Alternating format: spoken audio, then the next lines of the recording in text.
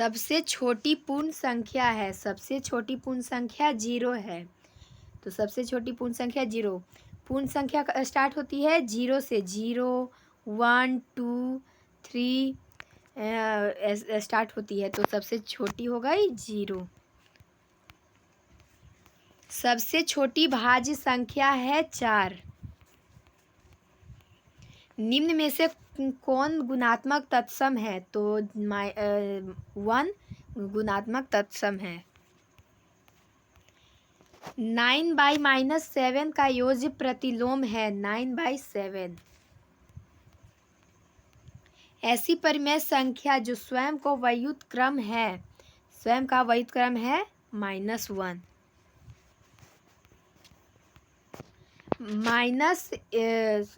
-11/2 divide dash equal to -11/15 में रिक्त स्थान में होगा, क्या होगा? तो -5/8। 1/2 और 1/4 के मध्य एक परिमेय संख्या है 3/8। निम्नांकित में किस संख्या के वर्ग का इकाई अंक 1 होगा? तो विषम संख्या के वर्ग का इकाई अंक 1 होगा। जैसे कि आप ले लीजिए कितना, 9 का ले लीजिए, 9 का वर्ग होगा 81, तो इसका इकाई अंक क्या है? 1 है। 0.25 का वर्गमूल होगा, क्या होगा? तो 0.25 को 25/100 भी लिख सकते हैं, तो इक्वल टू 25 का वर्गमूल 5 और 100 का 10, यानी कि इसको लिख सकते हैं 0.5 लिख सकते हैं। कितना? तो 0.5।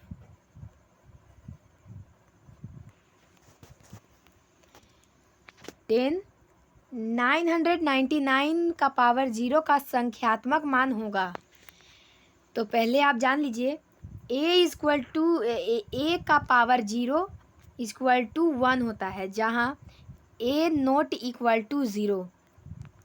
तो आपका संख्या कितना भी रहे, हजारों करोड़ों लाख कितना भी रहे, उसका पावर अगर 0 है तो उसका मान होगा 1। उसका मान होगा कितना? संख्यात्मक मान 1।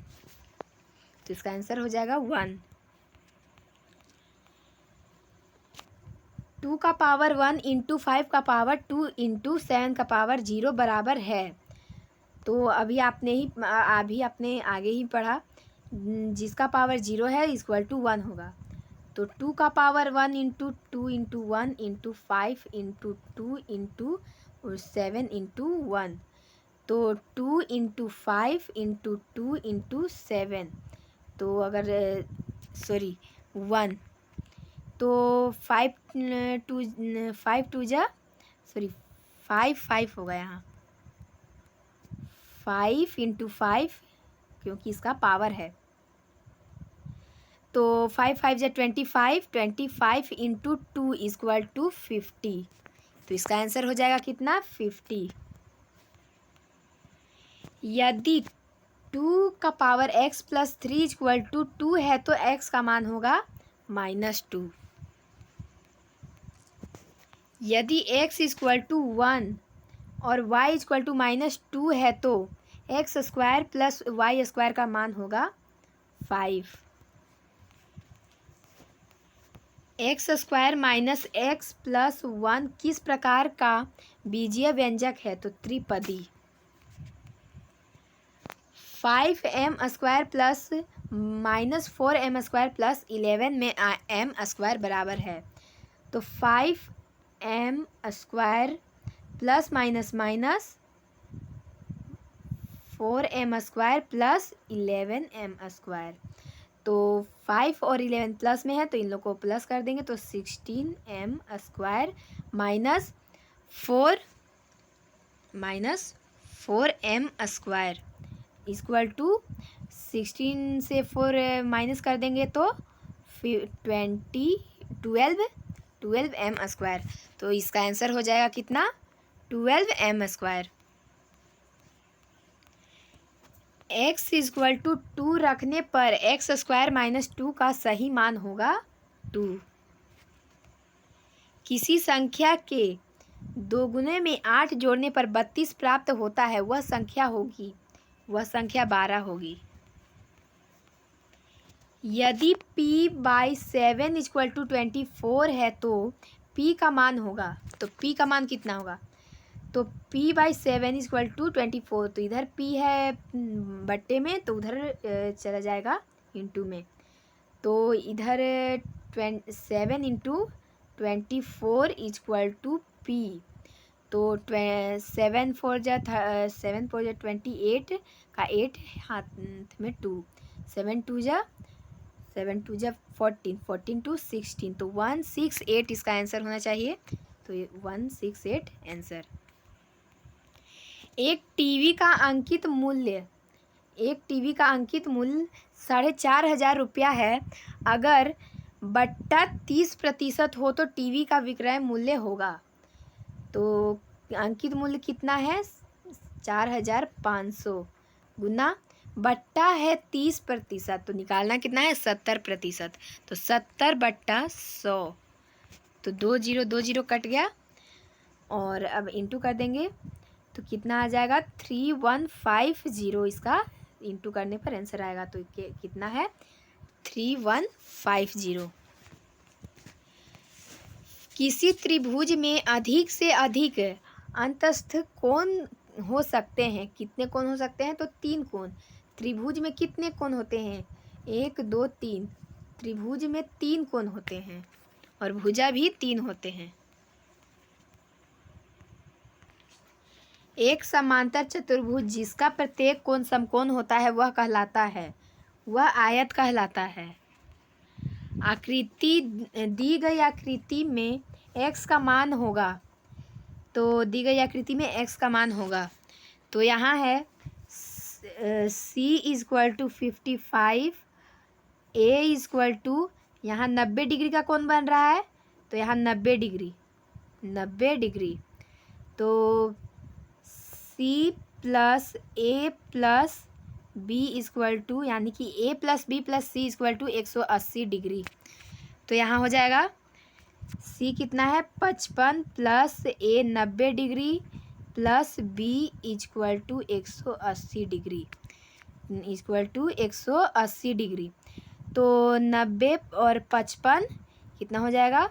5 145 plus b equal to 180 degree, तो 145 प्लस b इक्वल टू 180, तो b equal to 180 minus 145 degree, तो इसको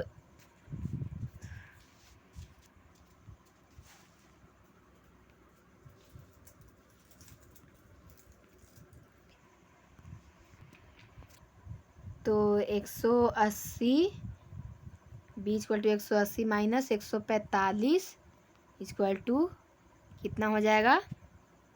35 डिग्री। तो इसका आंसर कहाँ है? इसका आंसर A1 हो जाएगा, 35 डिग्री। ओयल सूत्र F प्लस भी इक्वल टू E प्लस 2 के लिए कौन सही नहीं है? सही नहीं है, तो भी इक्वल टू बिंदुओं की संख्या सही नहीं है।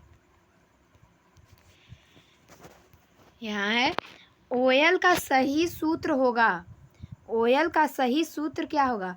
तो ऊपर दिया हुआ था F प्लस भी इक्वल टू E प्लस 2, तो आप उसी से इसका आंसर बना सकते हैं कि क्या? तो F प्लस भी, इधर E क्या है? प्लस में है, तो इधर आकर माइनस में होगा, तो माइनस E इक्वल टू 2 इसका आंसर हो जाएगा। क्वेश्चन आंसर नंबर 1 तो हो जाएगा 25। एक घन के फलकों की संख्या होती है, तो एक घन के फलकों की संख्या कितनी होती है? 6 होती है।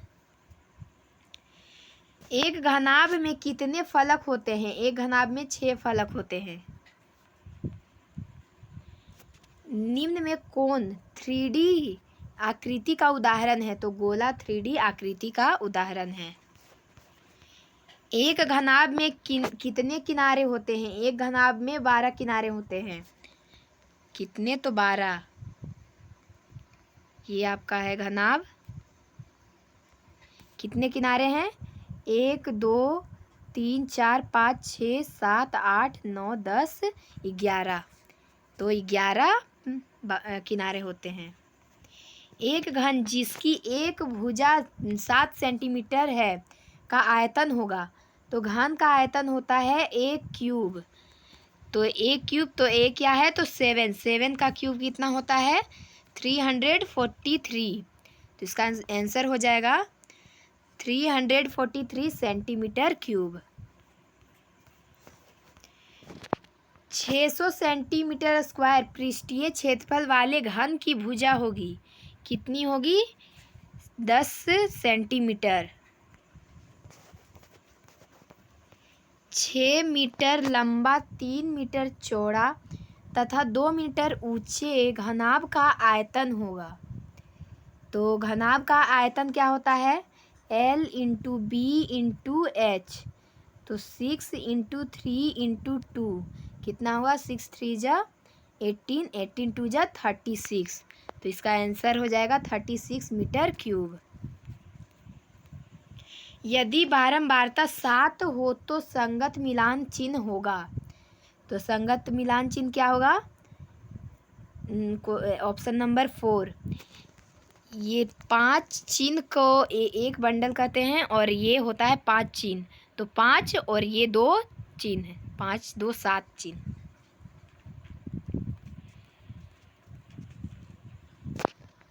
मिलान चिन्ह दर्शाता है, तो मिलान चिन्ह क्या दर्शाता है? 5 10 4 14।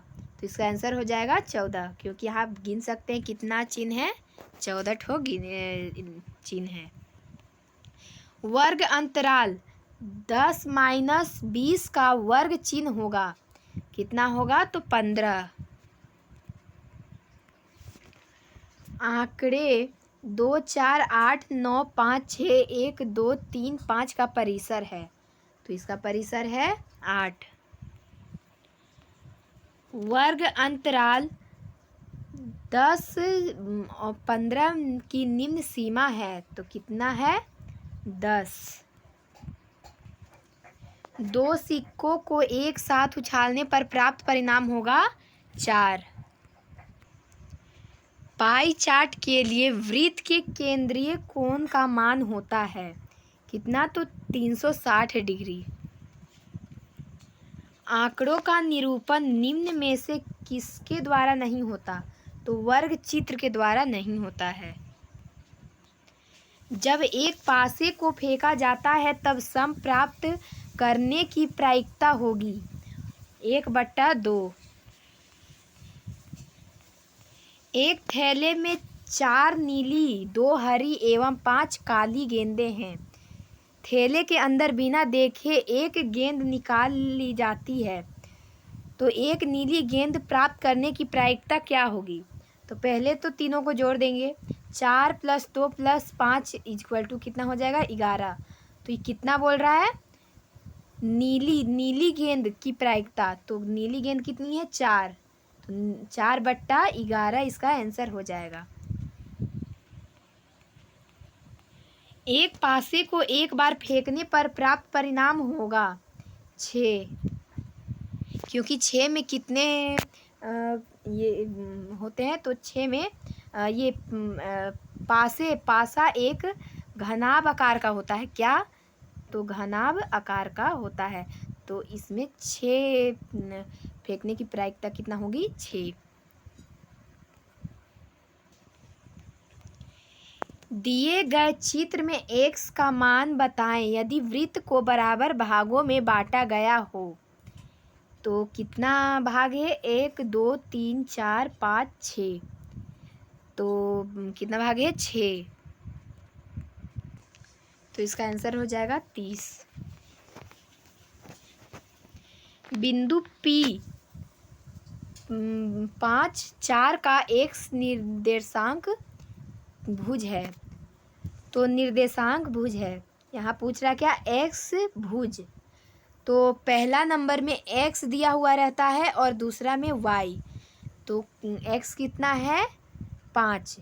तो किसी भी निर्देशांक में ये वाई कोटि और एक्स को भुज कहा जाता है। एक्स को भुज या अक्ष और वाई को कोटि। तो भुज क्या है, 5। तो इसका आंसर हो जाएगा 5। बिंदु डी 5 और -4 का y निर्देशांक कोटि है। तो इसमें y पूछ रहा है, तो क्या बताए, पहला में दिया होता है x और दूसरा में होता है y। तो दूसरा में क्या है, -4। तो इसका आंसर हो जाएगा y या कोटि निर्देशांक है 4। निर्देशांक -5 और -4 ग्राफ के किस चतुर्थांश में होंगे। तो ये पहला चतुर्थांश में होता है प्लस प्लस, दूसरा में होता है माइनस प्लस, और तीसरा में होता है माइनस माइनस, और चौथा में होता है प्लस माइनस। तो माइनस माइनस कौन सा ग्राफ में है, तो तृतीय चतुर्थांश। तो इसका आंसर हो जाएगा तृतीय चतुर्थांश।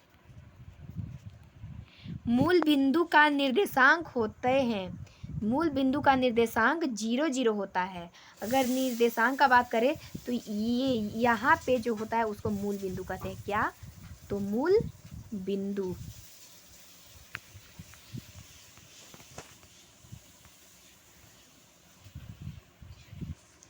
तो क्वेश्चन नंबर 48 यहाँ है, A2 + 3B इक्वल टू क्या हो जाएगा, 1 to 9 में A और B का मान होगा। A और B का मान कितना होगा, तो B का मान होगा 7 और A का मान होगा 9।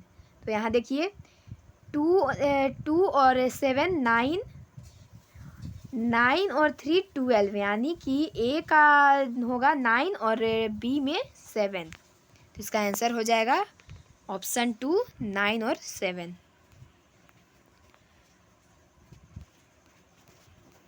बेलन का वक्र पृष्ठीय क्षेत्रफल का सूत्र है। बेलन का वक्र पृष्ठीय क्षेत्रफल कह रहा है, तो 2πRh और कुल पृष्ठीय क्षेत्रफल 2πR × LH + R होगा। लेकिन यहाँ पूछ रहा है वक्र पृष्ठीय क्षेत्रफल, तो 2πRh। शंक्वाकार आकृति का उदाहरण है। शंक्वाकार कैसा होता है, ऐसा होता है। शंक्वाकार आकृति का उदाहरण है जोकर का टोपी। शंक्वाकार टोपी के आकार का होता है, तो जोकर का टोपी।